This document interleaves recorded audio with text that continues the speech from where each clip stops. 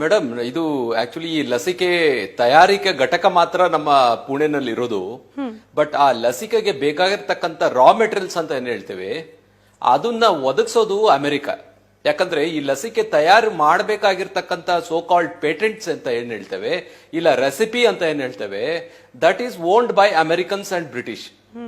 So ಆ patent ಸಹ ನಮ್ಮ ಇಂಡಿಯಾ ದೇಶದಲ್ಲಿ ಯಾರು ಹಂಚ್ಕೊಂಡಿಲ್ಲ ಅಮೆರಿಕದವರು. ಒಂದು. ಎರಡನೇದು, ಇದಕ್ಕೆ ಇಂಗ್ರೀಡಿಯೆಂಟ್ಸ್ ಅಂದ್ರೆ ಬೇಕಾಗಿರ್ತಕ್ಕಂಥ ವಸ್ತುಗಳು ಏನು ಅದು ಸಹ ನಮ್ಮ ಸೀರಮ್ ಇನ್ಸ್ಟಿಟ್ಯೂಷನ್ಗೆ ಅಮೆರಿಕ ಕೊಟ್ಟಿದ್ದಿಲ್ಲ. ಸೊ ಇದೆರಡು ಇಲ್ಲದೆ ಇದ್ದಾಗ ಡೆಫಿನೆಟ್ಲಿ ಈ ಲಸಿಕೆ ತಯಾರು ಮಾಡೋ ಪ್ರಶ್ನೆನೇ ಉದ್ಭವ ಆಗೋದಿಲ್ಲ. ಎಷ್ಟು ಹಣ ಸೀರಮ್ ಇನ್ಸ್ಟಿಟ್ಯೂಷನ್ಗೆ ಕೊಟ್ಟರು ಸಹ ತಯಾರಿಕೆ ಮಾಡಲಿಕ್ಕೆ ಬೇಕಾಗಿರ್ತಕ್ಕಂಥ ಪದಾರ್ಥಗಳು ಅಮೆರಿಕದಿಂದ ಸಪ್ಲೈ ಆಗಿರ್ಲಿಕ್ಕಿಲ್ಲ. ಅದಕ್ಕೆ ಕಾರಣ ಇಷ್ಟೇ, ಅಮೆರಿಕ ಏನ್ ಮಾಡಿದೆ, ಡಿಫೆನ್ಸ್ ಪ್ರೊಡಕ್ಷನ್ ಆಕ್ಟ್ ಅಂತ ಒಂದು ಇಂಪೋಸ್ ಮಾಡಿದೆ. ಅಂದ್ರೆ ಯಾವುದೇ ಲಸಿಕೆಗೆ ಸಂಬಂಧಪಟ್ಟ ವಸ್ತುಗಳು ಅಮೆರಿಕ ಬಿಟ್ಟು ಬೇರೆ ದೇಶಕ್ಕೆ ಎಕ್ಸ್ಪೋರ್ಟ್ ಮಾಡಬಾರ್ದು ಅಂತ ಇದೊಂದು ಆಕ್ಟ್ ಇಂಪೋಸ್ ಮಾಡಿದೆ. ಆದ್ರಿಂದ ಸಹ ಇದು ಬರ್ತಾ ಇಲ್ಲ. ಸೊ ಎಲ್ಲದಕ್ಕಿಂತ ಈ ಲಸಿಕೆ ಈ ತರ ಕೊಡೋದು ತಡ ಮಾಡೋದು, ಲಸಿಕೆ ಕೊಡೋದ್ರಲ್ಲಿ ಡಿಲೇ ಮಾಡೋದು, ಇದಕ್ಕೆಲ್ಲ ನಾನು ರಿಸರ್ಚ್ ಮಾಡಿ ನೋಡಿದಾಗ ಇದರ ಹಿಂದೆ ದೊಡ್ಡ ಹುನ್ನಾರ ಇದೆ ಅಂತ ಎತ್ತು ತೋರಿಸ್ತಾ ಇದೆ ಮೇಡಮ್. ಅಂದ್ರೆ ಈಗ ಸಿಂಪಲ್ ಟರ್ಮ್ಸ್ ಅಲ್ಲಿ ಹೇಳ್ಬೇಕು ಅಂದ್ರೆ ಡಾಕ್ಟರ್ ದಿನೇಶ್ ರಾವ್, ಈಗ ಹಸಿವಿದೆ ಮನೇಲಿರೋ ಮಂದಿಗೆ, ಅಡ್ಗೆ ಮಾಡೋಕೆ ಗ್ಯಾಸ್ ಸ್ಟವ್ ಇದೆ, ಪಾತ್ರೆ ಇದೆ, ಆದ್ರೆ ಬೇಕಾಗಿರುವ ವೆಜಿಟೇಬಲ್ಸ್ ಅಂದ್ರೆ ತರಕಾರಿ ಅಥವಾ ಅಕ್ಕಿ ಬೇಳೆ ಕೊಡಬೇಕಾಗಿರೋರು ಬೇರೆಯವರು ಅವ್ರು ಕೊಡದಲ್ಲೇ ಸ್ಟಾಕ್ ಹಾಗೆ ಇಟ್ಕೊಂಡಿದ್ದಾರೆ. ಸೊ ಅಡ್ಗೆ ಮಾಡಕ್ ಆಗ್ತಾ ಇಲ್ಲ. ಡೆಫಿನೆಟ್ಲಿ ಆ ತರ ನಾವು ಹೇಳ್ಬೋದು. That is the better way of understanding. ಯಾಕಂದ್ರೆ ಎಲ್ಲರೂ ಏನ್ ಅನ್ಕೊಂಡಿದ್ದಾರೆ, ಸೀರಮ್ ಇನ್ಸ್ಟಿಟ್ಯೂಟ್ ಆಫ್ ಪುಣೆನಲ್ಲಿ ಅಲ್ಲಿ ಲಸಿಕೆ ತಯಾರು ಮಾಡ್ತಾರೆ. ಲಸಿಕೆ serum institution is the largest vaccine producer ಅಂದ್ರೆ ಮ್ಯಾನುಫ್ಯಾಕ್ಚರರ್ ಅಷ್ಟೇ ಹೊರತು, but it doesn't have the ingredients ಎಲ್ಲ. It has to depend on America and ಅದು ವಿತೌಟ್ ಇಂಗ್ರೀಡಿಯೆಂಟ್ಸ್ ಸೀರಮ್ ಇನ್ಸ್ಟಿಟ್ಯೂಟ್ ಏನೂ ಮಾಡ್ಲಿಕ್ಕೆ ಆಗೋದಿಲ್ಲ. ಮೊದಲೇ ಫೆಬ್ರವರಿನಲ್ಲಿ ಅವ್ರಿಗೇನು ರಾ ಮೆಟೀರಿಯಲ್ಸ್ ಬಂದಿದೆ ಅದರ ಆಧಾರದ ಮೇಲೆ ಈಗ ತಯಾರು ಮಾಡಿ ಕೊಟ್ಟಿದ್ದಾರೆ. ಬಟ್ ಈಗ ಫರ್ದರ್ ರಾ ಮೆಟೀರಿಯಲ್ ಈಗ ಪ್ರಧಾನಮಂತ್ರಿಗಳು ಅಮೆರಿಕ ಪ್ರೆಸಿಡೆಂಟ್ ಅವ್ರ ಹತ್ರ ಮಾತಾಡಿ ಈ ಒಂದು ಡಿಫೆನ್ಸ್ ಪ್ರೊಡಕ್ಷನ್ ಆಕ್ಟ್ ಅಂತ ಏನಿದೆ ಅದರ ಬಗ್ಗೆ ಅವರು ಆಕ್ಟ್ ಇಂಪೋಸ್ ಮಾಡಿದ್ರು. Because of our Indian diplomacy ಕೆಲವು ರಾ ಮೆಟೀರಿಯಲ್ ಈಗ ಸಪ್ಲೈ ಮಾಡ್ತೀನಿ ಅಂತ ಹೇಳಿದ್ದಾರೆ. ಬಟ್ ಇದರ ತಡ ಎಷ್ಟಾಯ್ತು, 2-3 ತಿಂಗಳಾಯ್ತು. ಈಗ ರಾ ಮೆಟೀರಿಯಲ್ಸ್ ಬಂದು ಅದನ್ನ ತಯಾರು ಮಾಡಕ್ಕೆ 2-3 ತಿಂಗಳು ತಗೊಳುತ್ತೆ. ಅಂದ್ರೆ ಒಂದು 5 ತಿಂಗಳಲ್ಲಿ this delay in the manufacture and this will directly hamper the vaccination process. ಅಂದ್ರೆ 5-6 ತಿಂಗಳು ನಮ್ಮ ದೇಶದ ಆರ್ಥಿಕ ಪರಿಸ್ಥಿತಿಗಳ ಮೇಲೆ ಆಗಿರ್ತಕ್ಕಂಥ ಪರಿಣಾಮ ನಾವು ನೋಡ್ತಾ ಇದ್ದೀವಿ. ಲಾಕ್ಡೌನು ಇದೆಲ್ಲ. ಯಾಕಂದ್ರೆ ಒಂದು ನಾವೆಲ್ಲ ಅರ್ಥ ಮಾಡ್ಕೊಳ್ಬೇಕು, ಈ ಒಂದು ಕೊರೋನಾಗೆ ಪರಿಹಾರ ಒಂದೇ ಏನಂದ್ರೆ ವ್ಯಾಕ್ಸಿನೇಷನ್, ಲಸಿಕೆ ಒಂದೇ ಪರಿಹಾರ. That too 75% of the population ಯಾವಾಗ ನಾವು ವ್ಯಾಕ್ಸಿನೇಷನ್ ಮಾಡ್ಕೊಳ್ತೀವಿ, we can get rid of the pandemic. ಇಲ್ಲ ಅಂದ್ರೆ ಇದು ಕಂಟಿನ್ಯೂ ಆಗ್ತಾ ಹೋಗ್ತದೆ. ಸೊ ಈ ಷಡ್ಯಂತ್ರ, ಈ ಹುನ್ನಾರ ಏನಿದೆ ದೊಡ್ಡ ದೊಡ್ಡ ದೇಶಗಳು ಎಸ್ಪೆಷಲಿ ಅಮೆರಿಕ ಮತ್ತೆ ಬ್ರಿಟನ್ ಅವರ ಇಷ್ಟೇ ಏನಂದ್ರೆ ಬಡ ದೇಶಗಳ ಮೇಲೆ ಈ ಒಂದು ಹುನ್ನಾರ ಮಾಡಿದಾಗ ವ್ಯಾಕ್ಸಿನೇಷನ್ ಪ್ರೋಸೆಸ್ ಕಮ್ಮಿ ಆಗತ್ತೆ, ಸ್ಟಾಕ್ ಅವ್ರಿಗೆ ಕೊಟ್ಟದೇ ಇದ್ದಾಗ ಸಾವು ನೋವುಗಳು ಅಲ್ಲದೆ ಎಲ್ಲದಕ್ಕಿಂತ ಆರ್ಥಿಕ ಪರಿಸ್ಥಿತಿ ಏನಾಗಿದೆ ಅದು ಕುಸಿತ ಹೋಗ್ತದೆ. ಆ ಕುಸಿತ ಹೋದಾಗ ಇವರ ಏನ್ ಷಡ್ಯಂತ್ರ ಇದು ಅದು ಸಕ್ಸಸ್ ಆಗ್ತದೆ. I feel that is the actual strategy of them for delaying the vaccination process and stopping the vaccination material. ಎಲ್ಲದಕ್ಕಿಂತ ವಿಪರ್ಯಾಸ ಅಂದ್ರೆ ಅಮೆರಿಕದಲ್ಲಿ ಇರ್ತಕ್ಕಂಥ ವ್ಯಾಕ್ಸಿನೇಷನ್ ಡೋಸಸ್ ಅವರ ಜನಸಂಖ್ಯೆಗಿಂತ 4-5 ಪಟ್ಟು ವ್ಯಾಕ್ಸಿನೇಷನ್ ಸ್ಟೋರ್ ಮಾಡ್ಕೊಂಡಿದ್ದಾರೆ. ಬ್ರಿಟಿಷ್ ಇಂಗ್ಲೆಂಡ್ ಅವರು ಸಹ 110 ಮಿಲಿಯನ್ ಡೋಸಸ್ ಸ್ಟೋರ್ ಮಾಡ್ಕೊಂಡಿದ್ದಾರೆ. ಅವ್ರಿಗೆ ಬೇಕಾಗಿರ್ತಕ್ಕಂಥದ್ದು ಬರೇ ಒಂದು 40 ಮಿಲಿಯನ್. ಬಟ್ ಅವ್ರಿಗೆ ಈಗ ಎಕ್ಸ್ಟ್ರಾ 110 ಮಿಲಿಯನ್ ಸ್ಟೋರ್ ಮಾಡ್ಕೊಂಡಿದ್ದಾರೆ. ಇಷ್ಟು 2 ದೇಶಗಳಲ್ಲಿ ಇಷ್ಟು ಸ್ಟೋರ್ ಮಾಡ್ಕೊಂಡಿದ್ರು ಸಹ ಬೇರೆ ದೇಶಕ್ಕೆ ರಫ್ತು ಮಾಡ್ತಾ ಇಲ್ಲ. ಇದರ ಹಿಂದೆ ಏನು ಷಡ್ಯಂತ್ರ ಅಂದ್ರೆ ಎತ್ತು ತೋರಿಸುತ್ತೆ. ಒಂದು ಆರ್ಟಿಕಲ್ ಓದ್ತಾ ಇದೆ ಡಾಕ್ಟರ್, ಆದ್ರೆ ಅಂಡರ್ಸ್ಟ್ಯಾಂಡಿಂಗ್ ಅನ್ನ ಕೆಲವೊಂದು ಪಾಯಿಂಟ್ಸ್ ನಿಮ್ ಮುಂದೆ ಇಡ್ತೀನಿ, ತಪ್ಪಿದ್ರೆ ಕರೆಕ್ಟ್ ಮಾಡಿ. ಈಗ ಟ್ರಂಪ್ ಆಡಳಿತ ಇದ್ದ ಸಂದರ್ಭದಲ್ಲಿ ಹಿ ವಾಸ್ ಲೈಕ್ ಪಕ್ಕಾ ವ್ಯಾಪಾರಿ, ನೀನ್ ದುಡ್ಡು ಕೊಡು ತಗೊಂಡು ಹೋಗು ಅನ್ನೋ ರೀತಿಯಲ್ಲಿ. ಬಟ್ ಯಾವಾಗ ಅಲ್ಲಿ ಆಡಳಿತ ಚೇಂಜ್ ಆಯ್ತು, ನೀವು ಕೂಡ ಈ ಪದವನ್ನ ಪ್ರಸ್ತಾಪ ಮಾಡಿದ್ರಿ, ಕಲೋನಿಯಲ್ ಆಸ್ಪೆಕ್ಟ್ಸ್ ಗಳನ್ನ ಅಥವಾ ಆ ರೀತಿಯ ಅಜೆಂಡಾಗಳನ್ನ ಹೇರುವ ಪ್ರಯತ್ನವನ್ನ ಬೈಡನ್ ಸರ್ಕಾರ ಮಾಡ್ತಾ ಹೋಯ್ತು. ಇಲ್ಲಿ ಕೊಡುಕೊಳ್ಳುವಿಕೆಯ ವ್ಯಾಪಾರಕ್ಕಿಂತ ನನ್ನ ಹತ್ರ ಒಂದು ದೇಹಿ ಅಂತ ಬೇಡ್ಲಿ ಆಮೇಲೆ ನೋಡೋಣ ಅನ್ನೋ ರೀತಿಯ ಮನಸ್ಥಿತಿ ಇದೆ ಬೈಡನ್ ಸರ್ಕಾರ ಬಂದ ನಂತರದಲ್ಲಿ ಅನ್ನೋದು ಒಂದು ಆರ್ಟಿಕಲ್ ನ ಎಕ್ಸ್ಟ್ರಾಕ್ಟ್ ಆಗಿತ್ತು. ಇದನ್ನ ನಾವು ಹೀಗೆ ಪರಿಗಣಿಸಬಹುದಾ, ನಿಜಾನಾ ಇದು ಅಂತ ಹೇಳಿ? ಮೇಡಮ್ ಒಂದಂತೂ ನಿಜ, ಅವ್ರ ಹತ್ರ ಕೇಳಿ ಬೇಡಿ ಮಾಡ್ತಕ್ಕಂಥದ್ದು ಅದು ಒಂದು ವಿಚಾರ ಇರಬಹುದು. ಬಟ್ ಎಲ್ಲದಕ್ಕಿಂತ ನಾವು ಒಂದು ತಿಳ್ಕೊಳ್ಬೇಕು, ಈ ಒಂದು ಪ್ಯಾಂಡಮಿಕ್, ಈ ಒಂದು ಕೊರೋನಾ ವೈರಸ್ ಏನಿದೆ, different strain, it is spreading across the borders very fast. So ಇದರಿಂದ ಆಚೆ ಬರಬೇಕು ಅಂದ್ರೆ ನಮ್ಮ ಪ್ರಪಂಚದಲ್ಲಿ ಎಲ್ಲರಿಗೂ 72 to 75% of the population in the world has to be vaccinated.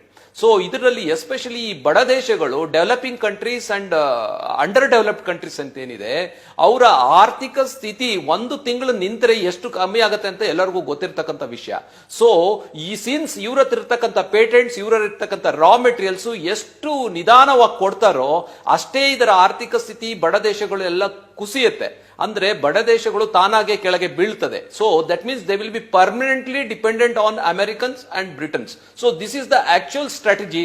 ಇಲ್ಲ ಅಂದ್ರೆ ಅವರಲ್ಲಿ ಇರ್ತಕ್ಕಂಥ ವ್ಯಾಕ್ಸಿನೇಷನ್ ಡೋಸಸ್ ಏನಿದೆ ಎಕ್ಸ್ಟ್ರಾ, ನಾನು ಹೇಳ್ತಾ ಇರೋದು extra 550 million doses are there in US ಜನಸಂಖ್ಯೆ ಇರೋದು 33 ಕೋಟಿ. ಅವರು ಆರ್ಡರ್ ಮಾಡಿರೋದು 130 ಕೋಟಿ ಲಸಿಕೆನ ಆರ್ಡರ್ ಮಾಡಿ ಈಗ ಅಷ್ಟು ಲಸಿಕೆನ ಅವರ ಸ್ಟೋರ್ಸ್ ನಲ್ಲಿ ಇಡ್ಕೊಂಡಿದ್ದಾರೆ. ಆದ್ರೂ ಮೇಡಮ್ ಪಕ್ಕದಲ್ಲಿ ಇರ್ತಕ್ಕಂತ ಕೆನಡಾ ಕೊಡ್ತಾ ಇಲ್ಲ, ಪಕ್ಕದಲ್ಲಿ ಇರ್ತಕ್ಕಂತ ಸೌತ್ ಅಮೆರಿಕಾ ಮತ್ತೆ ಕೆರೆಬಿಯನ್ಸ್ ಕೊಡ್ತಾ ಇಲ್ಲ, ಅಲ್ಲಿ ಜನ ಸಾಯ್ತಾ ಇದ್ದಾರೆ, ಆದ್ರೂ ಅಮೆರಿಕ ಕೊಡ್ತಾ ಇಲ್ಲ. ಎಲ್ಲದಕ್ಕಿಂತ ಮುಂಚೆ ಇಂಗ್ಲೆಂಡ್ ಅಲ್ಲಿ ನೋಡಿ, ಇಂಗ್ಲೆಂಡ್ ಅಲ್ಲಿ ಅಷ್ಟು 110 million ಡೋಸಸ್ ಸ್ಟಾಕ್ ಇದ್ರೂ ಸಹ ನಮ್ಮ ಸೀರಮ್ ಇನ್ಸ್ಟಿಟ್ಯೂಟ್ ಅಲ್ಲಿ ಇರ್ತಕ್ಕಂಥ ಆಧಾರ್ ಪೂನಾವಾಲಾ ಏನ್ ಹೇಳ್ತಿದ್ದಾರೆ, ನಿನ್ನೆ ಅವರು 50 ಲಕ್ಷ ಡೋಸಸ್ ನಮ್ಗೆ ನಾವು ಬ್ರಿಟನ್ ಎಕ್ಸ್ಪೋರ್ಟ್ ಮಾಡ್ತೀನಿ ಅಂತ. ನೋಡಿ why? Because Adar Poonawalla is also a board member of Gavi ಅಂತ ಇದೆ, ಅಂದ್ರೆ ಗ್ಲೋಬಲ್ ವ್ಯಾಕ್ಸಿನ್ ಅಲಯನ್ಸ್ ಅಂತ.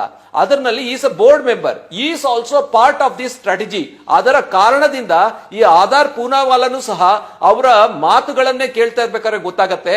ನೋಡಿ, ಅವರಿಗೆ ಫಸ್ಟ್ ಪೂನಾ ಇನ್ಸ್ಟಿಟ್ಯೂಟ್ ನಲ್ಲಿ ಫಸ್ಟ್ ಒಂದು ಬೆಂಕಿ ಬೀಳುತ್ತೆ.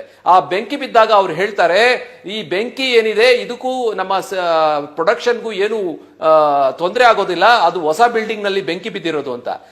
ಅದನಂತರ ಅವರು ಮೊನ್ನೆ ಇಂಗ್ಲೆಂಡ್ ಹೋಗ್ತಾರೆ, ಫಸ್ಟ್ ವೀಕ್ ಆಫ್ ಮೇ, ಅಲ್ಲಿ ಹೇಳ್ತಾರೆ ಈ ಬೆಂಕಿ ಬಿದ್ದಿರೋದ್ರಿಂದ ಪ್ರೊಡಕ್ಷನ್ ಕಮ್ಮಿ ಆಗಿದೆ ಅಂತ. ಅಲ್ಲಿ ಒಂದು ಸುಳ್ಳು ಹೇಳ್ತಾರೆ. ಎರಡನೇದು, ಈ ಅಮೆರಿಕದಿಂದ ಎಕ್ಸ್ಪೋರ್ಟ್ ಬರ್ತಾ ಇಲ್ಲ ರಾ ಮೆಟೀರಿಯಲ್ಸ್, ಅದಕ್ಕೆ ನನಗೆ ಪ್ರೊಡಕ್ಷನ್ ಮಾಡಕ್ ಆಗ್ತಿಲ್ಲ ಅಂತ ಕಾರಣ ಹೇಳ್ತಾರೆ. ಸೊ ಅವಾಗ ನಮ್ಮ ದೇಶದ ಪ್ರಧಾನಿಗಳು ಅಮೆರಿಕನ್ ಪ್ರೆಸಿಡೆಂಟ್ ಹತ್ರ ಮಾತಾಡಿದಾಗ ಅವಾಗ ಹೇಳ್ತಾರೆ, ನನಗೆ ಕೋವಿಶೀಲ್ಡ್ ಗೆ ಬೇಕಾಗಿರ್ತಕ್ಕಂಥ ರಾ ಮೆಟೀರಿಯಲ್ಸ್ ಅಲ್ಲ, ನೋವೋವ್ಯಾಕ್ಸ್ ಅಂತ ಇನ್ನೊಂದಿದೆ ಕೋವಿಡ್ ವ್ಯಾಕ್ಸಿನ್, ಅದು ಅಮೆರಿಕಕ್ಕೆ ಸಪ್ಲೈ ಮಾಡ್ಲಿಕ್ಕೆ, ಅದಕ್ಕೆ ರಾ ಮೆಟೀರಿಯಲ್ಸ್ ಬೇಕಾಗಿತ್ತು, ಇದಕ್ಕೆ ರಾ ಮೆಟೀರಿಯಲ್ಸ್ ಇದೆ ಅಂತ ಇನ್ನೊಂದು ಸುಳ್ಳು ಹೇಳ್ತಾರೆ. ಮೂರನೇದು, ನಮ್ಗೆ ಇಂಡಿಯಾ ಯಾವಾಗ ಎಕ್ಸ್ಪೋರ್ಟ್ ಬ್ಯಾನ್ ಮಾಡುತ್ತೆ ವ್ಯಾಕ್ಸಿನ್ಸ್, ಅವಾಗ ಹೇಳ್ತಾರೆ ನನಗೆ ಬೇರೆ ದೇಶಗಳಲ್ಲಿ ಆಲ್ರೆಡಿ ನಾನು ಮಾರ್ಲಿಕ್ಕೆ ಕಾಂಟ್ರಾಕ್ಟ್ ಮಾಡಿದ್ದೀನಿ, ಅವ್ರು ನನ್ನ ಮೇಲೆ ಕೇಸ್ ಹಾಕ್ತಿದ್ದಾರೆ, ಅವರಿಗೆ ನಾನು ಕಾಂಪನ್ಸೇಷನ್ ಕೊಡಬೇಕು, ಅದಕ್ಕೆ ಹಣ ಕೊಡಿ ಅಂತ. ಅವಾಗ ನಮ್ಮ ದೇಶದ ಪ್ರಧಾನಿಗಳು ಅವರಿಗೆ 3,000 ಕೋಟಿಗಳನ್ನ ಕೊಡ್ತಾರೆ. Madam, you should understand 3,000 crores has been given. ಅದು ಅಲ್ಲದೆ ಅವ್ರಿಗೆ ಹಣದ ತೊಂದರೆ ಇದೆ ಅಂದ್ಬಿಟ್ಟು 150 million ಡೋಸಸ್ ಆರ್ಡರ್ ಮಾಡ್ತಾರೆ. That is in the month of March. The government will order another additional 150 million doses. ಅಂದ್ರೆ 1,700-200 ಕೋಟಿ ರೂಪಾಯಿ ಅಡ್ವಾನ್ಸ್ ಅಲ್ಲ, along with the order they give the money. ಈ ತರ ದೇಶದ ಎಂದೂ ಈ ರೀತಿ ನಡೆದಿಲ್ಲ. ಸೊ ಅವ್ರಿಗೆ ಹಣದ ಕೊರತೆ ಇದೆ ಅನ್ಬಿಟ್ಟು ಯಾವುದೇ ಕಾರಣಕ್ಕೂ ಪ್ರೊಡಕ್ಷನ್ ನಿಲ್ಬೇಡ್ದು ಅನ್ಬಿಟ್ಟು ಕೇಂದ್ರ ಸರ್ಕಾರ ಆಧಾರ್ ಪೂನಾವಾಲಾಗ ಕೊಡ್ತಾರೆ. ಇಷ್ಟ ಆದ್ರೂ ಸಹ ಈ ಮನುಷ್ಯ ಆ ಹಣದ ಕೊರತೆ ಇದೆ ಅಂತ ಹೇಳೋದು, ಬಟ್ ಇದೇ ಹಣನ ತಗೊಂಡು ಇಂಗ್ಲೆಂಡ್ ನಲ್ಲಿ ತನ್ನದೇ ಆದ ಕಂಪನಿ ಸ್ಥಾಪಿಸ್ಲಿಕ್ಕೆ ಹೊರಡ್ತಾನೆ. ನೋಡಿ, ಇಲ್ಲಿ ದೇಶದಲ್ಲಿ ಫಸ್ಟ್ ನಮಗೆ ಲಸಿಕೆ ಮಾಡ್ಕೊಡ್ಬೇಕು, ಅದು ಮಾಡ್ಕೊಟ್ಲಿಲ್ಲ. ಹಣದ ಕೊರತೆ ಅಂದ್ರೂ ಹಣ ಕೊಟ್ಟರು ಮಾಡ್ಕೊಟ್ಟಿಲ್ಲ. ರಾ ಮೆಟೀರಿಯಲ್ಸ್ ಇಲ್ಲ ಅಂದ್ರೂ ಅಮೆರಿಕದವ್ರಿಗೆ ರಾ ಮೆಟೀರಿಯಲ್ಸ್ ಕೊಡ್ಲಿಕ್ಕೆ ಪ್ರಧಾನಮಂತ್ರಿ ಬಂದಾಗ ರಾ ಮೆಟೀರಿಯಲ್ಸ್ ಅದರದ್ದು ಚಾನಲೈಸ್ ಆದಾಗ ನನಗೆ ರಾ ಮೆಟೀರಿಯಲ್ಸ್ ಅವಶ್ಯಕತೆ ಇಲ್ಲ ಅಂತ ಹೇಳಿ. ಅದಲ್ಲದೆ ಇದೆಲ್ಲ ಹಣದ ಕೊರತೆ ಇದ್ದು ಸಹ ಇಂಗ್ಲೆಂಡ್ ನಲ್ಲಿ ಹೋಗ್ಬಿಟ್ಟು ಅಲ್ಲಿ ಕಂಪನಿ ಓಪನ್ ಮಾಡ್ಲಿಕ್ಕೆ 240 million pounds ಅಂದ್ರೆ nearly around some 3,000 crore rupees ಅಲ್ಲಿ ಇನ್ವೆಸ್ಟ್ ಮಾಡ್ಲಿಕ್ಕೆ ಹೊರಡ್ತಾನೆ. ಇಷ್ಟೆಲ್ಲ ಮಾಡಿ ಈ ಪ್ರೊಡಕ್ಷನ್ ನ ಡಿಲೇ ಮಾಡೋ tactics same what Americans are doing, they are doing through Adar Poonawalla with the sole intention that delay the vaccination process, limited supply ಮಾಡೋದು. ಅಂದ್ರೆ ಎಲ್ಲ ಬಡ ದೇಶಗಳು, ನಮ್ಮಂತ ದೇಶಗಳ ಆರ್ಥಿಕ ಪರಿಸ್ಥಿತಿ ಮೇಲೆ ಹೊಡೆತ ಕೊಡ್ಲಿಕ್ಕೋಸ್ಕರ this is a well plan strategy. ಇದು ನಮ್ಮ ದೇಶದ ಮೇಲೆ ಮಾತ್ರ ಅಲ್ಲ, ಅಮೆರಿಕ ಮತ್ತು ಇಂಗ್ಲೆಂಡ್ ಬಿಟ್ಟು ಬೇರೆ ಎಲ್ಲ ದೇಶಗಳ ಮೇಲೆ, ಯುರೋಪಿಯನ್ ಯೂನಿಯನ್ ಬಿಟ್ಟು ಎಲ್ಲ ದೇಶಗಳ ಮೇಲೆ ಈ ತರ ಪ್ರಯೋಗ, ಈ ಒಂದು so called rich nations are super powers are doing this. Doctor, ಮತ್ತೊಂದು ಅಲಿಗೇಷನ್ ಪ್ರಮುಖವಾಗಿ ಕೇಳಕ್ ಸಿಗ್ತಾ ಇರೋದು ಕೇಂದ್ರ ಸರ್ಕಾರದ ವಿರುದ್ಧವಾಗಿ ಪ್ರಮುಖವಾಗಿ ನಮ್ಮಲ್ಲೇನೆ ವ್ಯಾಕ್ಸಿನೇಷನ್ ಪ್ರಕ್ರಿಯೆ ಪೂರ್ಣಗೊಳ್ಳದೇ ಇರೋ ಸಂದರ್ಭದಲ್ಲಿ more than 40% of produced vaccine ಅನ್ನ ಬೇರೆ ದೇಶಗಳಿಗೆ, ಅದರಲ್ಲೂ ಕೂಡ ಬಡ ದೇಶಗಳಿಗೆ, ಸ್ನೇಹಿತ ರಾಷ್ಟ್ರಗಳಿಗೆ ಎಕ್ಸ್ಪೋರ್ಟ್ ಮಾಡಿದ್ರು. ಹೀಗಾಗಿ ಇಲ್ಲಿ ಲಸಿಕೆ ಕೊರತೆಗೆ ಅದೂ ಒಂದು ಕಾರಣ ಅಂತ ಹೇಳ್ತಾ ಇದ್ದಾರೆ. ಇದನ್ನ ತಾವು ಯಾವ ರೀತಿ ನೋಡ್ತೀರಿ ಅಂತ ಹೇಳಿ. ಮೇಡಮ್, ಇದಕ್ಕೆ ಎರಡು ಕಾರಣಗಳಿದೆ. ಒಂದೇನಂದ್ರೆ ನಮ್ಮ ಈ ದೇಶದ ಫಸ್ಟ್ ವ್ಯಾಕ್ಸಿನೇಷನ್ ಡ್ರೈವ್ ಏನಾಯ್ತು, ಆ ವ್ಯಾಕ್ಸಿನೇಷನ್ ಡ್ರೈವ್ ನಲ್ಲಿ the response to vaccination was hardly around 38 to 42%. ಅಂದ್ರೆ 100 ಜನ ವ್ಯಾಕ್ಸಿನ್ ಅಲ್ಲಿ ಬರೇ 30-35 ಜನ ವ್ಯಾಕ್ಸಿನೇಷನ್ ಹಾಕಿಸ್ಕೊಳ್ಳಿಲ್ಲ. ಅವಾಗ ಒಂದು ಪ್ರೊಪಗೆಂಡಾ ಸ್ಪ್ರೆಡ್ ಮಾಡಿದ್ರು. ನೀವು ವ್ಯಾಕ್ಸಿನೇಷನ್ ಹಾಕೊಂಡ್ರೆ ಈ ರೀತಿ ಆಗತ್ತೆ, ಆ ರೀತಿ ಆಗತ್ತೆ. ನಿಮ್ಗೆ ನಮ್ಮ ಈ ರಿಸರ್ಚ್ ನಲ್ಲಿ ಒಂದು ವಿಷಯ ಗೊತ್ತಾಗತ್ತೆ, ಏನಂದ್ರೆ ದಿಸ್ ಆಂಟಿ ವ್ಯಾಕ್ಸಿನೇಷನ್ ಪ್ರೊಪಗೆಂಡಾ ಏನಿದೆ, ವ್ಯಾಕ್ಸಿನೇಷನ್ ತಗೊಂಡ್ರೆ ಸಾಯ್ತಾರೆ, ಈ ಕಾಯಿಲೆ ಬರುತ್ತೆ ಅಂತ ಇದೆಲ್ಲ ಏನ್ ಪ್ರೊಪಗೆಂಡಾ ಇತ್ತು, this is also part of their strategy ಅಂತ ನಮಗೆ ಕಂಡು ಬಂತು. ಅಂದ್ರೆ ಈ ವ್ಯಾಕ್ಸಿನೇಷನ್ ಪ್ರೋಸೆಸ್ ನ ನಿಲ್ಸೋದು, ಈ ವ್ಯಾಕ್ಸಿನೇಷನ್ ಪ್ರೋಸೆಸ್ ನ ಡಿಲೇ ಮಾಡೋದು, ಇದು ಒಂದು ದೇಶದ್ರೋಹಿಗಳ ಒಂದು ಷಡ್ಯಂತ್ರ ಇತ್ತು. ಆ ಷಡ್ಯಂತ್ರಕ್ಕೆ ನಮ್ಮ ಇಂಡಿಯಾದಲ್ಲಿ ಇರ್ತಕ್ಕಂಥ ಕೆಲವರು ಬಲಿಯಾದ್ರು ಅಂತಾನು ಹೇಳ್ಬೋದು. ಅದರಿಂದ ಕೆಲವರು ವ್ಯಾಕ್ಸಿನೇಷನ್ ತಗೊಳ್ಳಿಲ್ಲ.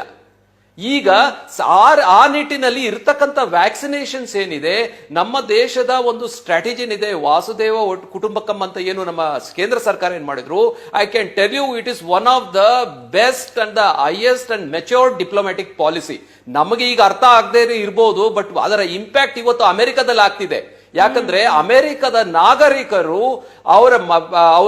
ಅವರ ಪ್ರೆಸಿಡೆಂಟ್ ಹೇಳ್ತಿದ್ದಾರೆ, ಇಂಡಿಯಾ ಅಂತ ದೇಶ ಅವ್ರಿಗೆ ಕಷ್ಟ ಇದ್ರೂ ಬೇರೆಯವ್ರು ಕೊಟ್ಟಿದ್ದಾರೆ, ನೀವು ಇಟ್ಕೊಂಡಿರ್ತಕ್ಕಂಥ ಈ ಡೋಸಸ್ ನ ಬೇರೆಯವ್ರಿಗೆ ಹಂಚುತ್ತಾ ಇಲ್ಲ, ನೀವು ಎಂತ ಜನ ಅಂತ ಇವತ್ತು ಬೈತಿದ್ದಾರೆ. ಇದಕ್ಕೆ ಕಾರಣ ಇಷ್ಟೇ, ನಮ್ಮ ದೇಶದಲ್ಲಿ ಮಾಡಿರ್ತಕ್ಕಂಥ ಆ ಒಂದು ಡಿಪ್ಲೊಮೆಸಿಯಿಂದ they are questioning their own government. So definitely that strategy has work. See, ಇದರಿಂದ ಇನ್ನೊಂದು ಎಲ್ಲದಕ್ಕಿಂತ ಇಂಪಾರ್ಟೆಂಟ್ ನಾವು ನೀವು ಅರ್ಥ ಮಾಡ್ಕೊಳ್ಬೇಕೇನಂದ್ರೆ, ಆವಾಗ ಬಂದಿರತಕ್ಕಂಥ ಡೋಸಸ್ ಬೇರೆ ದೇಶದಲ್ಲಿ ಇರ್ತಕ್ಕಂಥ ಫ್ರಂಟ್ ಲೈನ್ ವರ್ಕರ್ಸ್, ಡಾಕ್ಟರ್ಸ್ ಮತ್ತೆ ಅಲ್ಲಿರ್ತಕ್ಕಂಥ ಪೊಲೀಸ್ ಅವರಿಗೆ ಆ ಲಸಿಕೆ ವಿತರಣೆ ಆಗಿದೆ. ಅಂದ್ರೆ ಆ ದೇಶದಲ್ಲಿ ಕೊರೋನಾ ಬಂದ್ರು ಸಹ ಅಲ್ಲಿರ್ತಕ್ಕಂಥ ವೈದ್ಯರು ಮತ್ತೆ ಪೊಲೀಸ್ ಏನಿದ್ದಾರೆ, ಅವರು ಅಲ್ಲಿರ್ತಕ್ಕಂಥ ಜನಕ್ಕೆ ಟ್ರೀಟ್ ಮಾಡ್ಲಿಕ್ಕೆ ಅಟ್ಲೀಸ್ಟ್ ಅವ್ರು ಬದುಕಿರ್ತಾರೆ.